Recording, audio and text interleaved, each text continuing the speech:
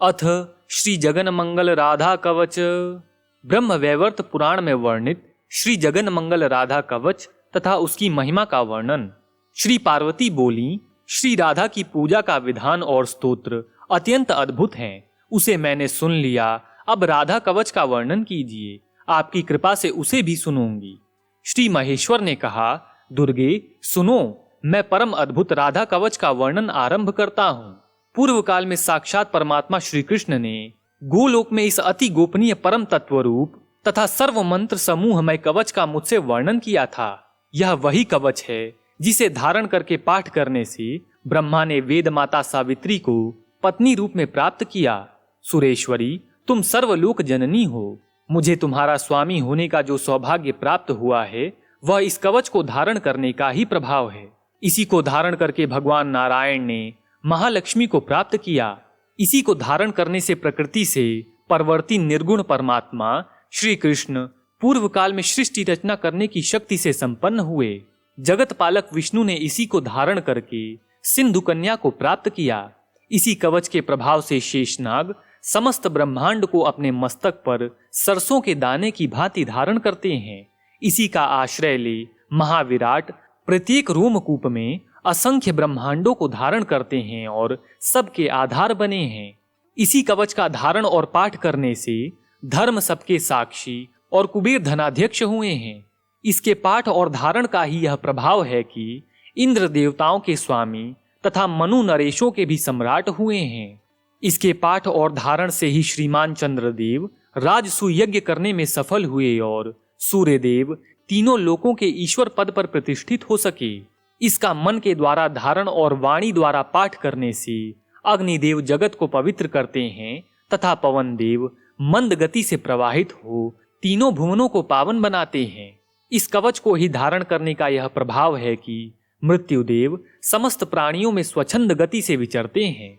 इसके पाठ और धारण से ही सशक्त हो जमदग्नि नंदन परशुराम ने पृथ्वी को 21 बार क्षत्रियों से सूनी कर दिया और कुंभज ऋषि ने समुद्र को पी लिया। इसे धारण करके ही भगवान सनत कुमार ज्ञानियों के गुरु हुए हैं और नर नारायण ऋषि जीवन मुक्त एवं सिद्ध हो गए हैं। इसी के धारण और पठन से ब्रह्मपुत्र वशिष्ठ सिद्ध हो गए हैं, कपिल सिद्धों के स्वामी हुए हैं।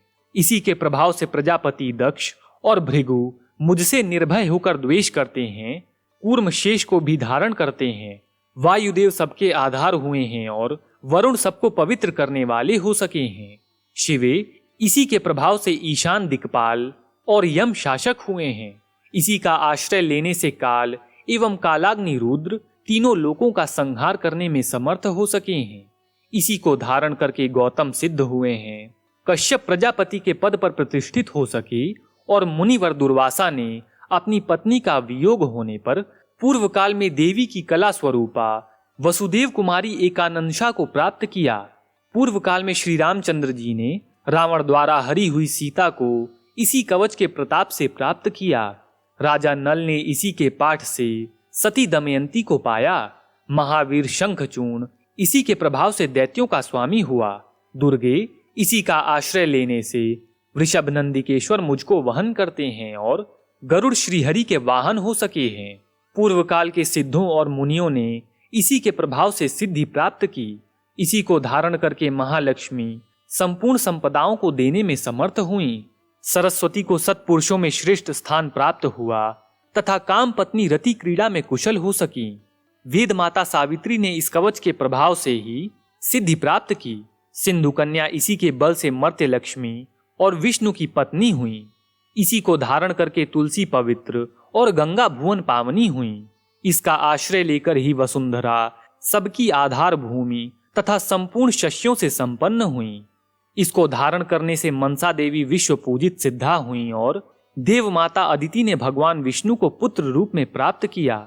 लोपामुद्रा और अरुंधति ने इस कवच को धारण करके ही पतिव्रताओं में ऊंचा स्थान प्राप्त किया तथा सती देवहूति ने इसी के प्रभाव से कपिल जैसा पुत्र पाया।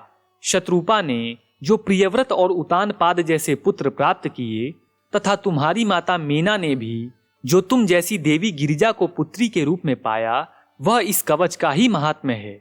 इस प्रकार समस्त सिद्ध गणों ने राधा कवच के प्रभाव से संपूर्ण ऐश्वर्य प्राप्त किए हैं। विनियोग: इस जगन मंगल राधा कवच के प्रजापति ऋषि हैं, गायत्री छंद है, स्वयं रासेश्वरी देवता हैं और श्री कृष्ण भक्ति प्राप्ति के लिए इसका विनियोग बताया गया है। जो अपना शिष्य और श्री कृष्ण भक्त ब्राह्मण हो, उसी के समक्ष इस कवच को प्रकाशित करे। जो शठ तथा दूसरे का शिष्य हो, उसको इसका उपदेश देने से मृत्यु की प्राप्ति होती है। प्रिय, राज्य दे दे, अपना मस्तक कटा दे, परंतु अनधिकारी को यह कवच न दे। मैंने गोलोक में देखा था कि साक्षात परमात्मा श्री कृष्ण ने भक्ति भाव से अपने कंठ में इसको धारण किया था। पूर्व काल में ब्रह्मा और विष्णु ने भी इसे अपने गले में स्थान दिया था। ओम राधाये स्वाहा, यह मंत्र कल्प वृक्ष के समान मनोवांछित फल देने वाला है और श्री कृष्ण ने इसकी उपासना की है। यह मेरे मस्तक की रक्षा करे। ओम ह्रीम श्रीम राधिकाये स्वाहा, यह मंत्र मेरे कपाल तथा दोनों नेत्रों की और कानों की सदा रक्षा करे। ओम राम ह्रीम श्रीम राधिकाये स्वाहा, यह मंत्र राज सदा मेरे मस्तक और केश समूहों की रक्षा करे। ओम राम राधाये स्वाहा, यह सर्व सिद्धिदायक मंत्र मेरे कपोल, नासिका और मुख की रक्षा करे। ओम क्लीम श्रीम कृष्ण प्रियाय नमः, यह मंत्र मेरे कंठ की रक्षा करे। ओम राम रासेश्वरय नमः, यह मंत्र मेरे कंधे की रक्षा करे। ओम राम रास विलासिन्य स्वाहा, यह मंत्र मेरे पृष्ठभाग की सदा रक्षा करे। ओम वृंदावन विलासिन्य स्वाहा, यह मंत्र वक्षस्थल की सदा रक्षा करे। ओम तुलसी वन वासिन्य स्वाहा, यह मंत्र नितंब की रक्षा करे। ओम कृष्ण प्राणाधिकाय स्वाहा, यह मंत्र दोनों चरणों तथा संपूर्ण अंगों की सदा सब ओर से रक्षा करे। राधा पूर्व दिशा में मेरी रक्षा करें। कृष्ण प्रिया अग्निकोण में मेरा पालन करें। रासेश्वरी दक्षिण दिशा में मेरी रक्षा का भार संभाले। गोपेश्वरी नैश्रित्य कोण में मेरा संरक्षण करें। निर्गुणा पश्चिम तथा कृष्ण पूजिता वायव्य कोण में मेरा पालन करें। मूल प्रकृति ईश्वरी उत्तर दिशा में निरंतर मेरे संरक्षण में लगी रहें। सर्व पूजिता सर्वेश्वरी सदा ईशान कोण में मेरी रक्षा करें। महाविष्णु जननी जल स्थल आकाश स्वप्न और जागरण में सदा सब ओर से मेरा संरक्षण करें।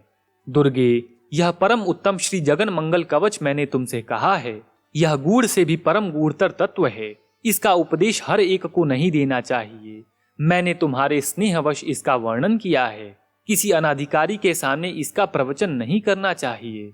जो वस्त्र आभूषण और चंदन से गुरु की विधिवत पूजा करके इस कवच को कंठ या दाहिनी बाह में धारण करता है, वह भगवान विष्णु के समान तेजस्वी हो जाता है।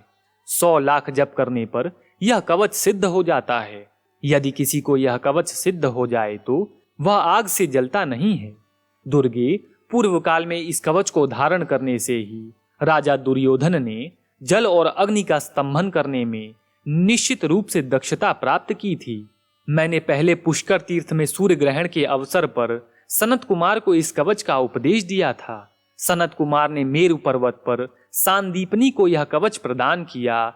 सांदीपनी ने बलराम जी को और बलराम जी ने दुर्योधन को इसका उपदेश दिया। इस कवच के प्रसाद से मनुष्य जीवन मुक्त हो सकता है। जो राधा मंत्र का उपासक होकर प्रतिदिन इस कवच का भक्ति भाव से पाठ करता है, वह विष्णु तुल्य तेजस्वी होता है तथा राजसूय यज्ञ का फल पाता है। संपूर्ण तीर्थों में स्नान, सब प्रकार का दान, संपूर्ण व्रतों में उपवास, पृथ्वी की परिक्रमा, समस्त यज्ञों की दीक्षा का ग्रहण, सदैव सत्य की रक्षा, नित्य प्रति श्री कृष्ण की सेवा, श्री कृष्ण नैवेद्य का भक्षण तथा चारों वेदों का पाठ करने पर मनुष्य जिस फल को पाता है, उसे निश्चय ही वह इस कवच के पाठ से पा लेता है। राजद्वार पर शमशान भूमि में, सिंहों और व्याघ्रों से भरे हुए वन में, दावानल में, विशेष संकट के अवसर पर, डाकुओं और चोरों से भय प्राप्त होने पर, कारागार जाने पर, विपत्ति में पड़ जाने पर, भयंकर एवं अटूट बंधन में बंधने पर तथा रोगों से आक्रांत होने पर यदि मनुष्य इस कवच को धारण कर ले तो निश्चय ही वह समस्त दुखों से छूट जाता है। महेश्वरी, यह तुम्हारा ही कवच तुमसे कहा है, तुम ही सर्वरूपा माया हो और छल से इस विषय में मुझसे पूछ रही हो।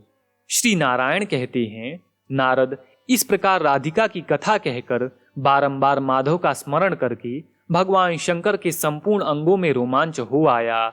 उनके नेत्रों से आंसुओं की धारा बहने लगी।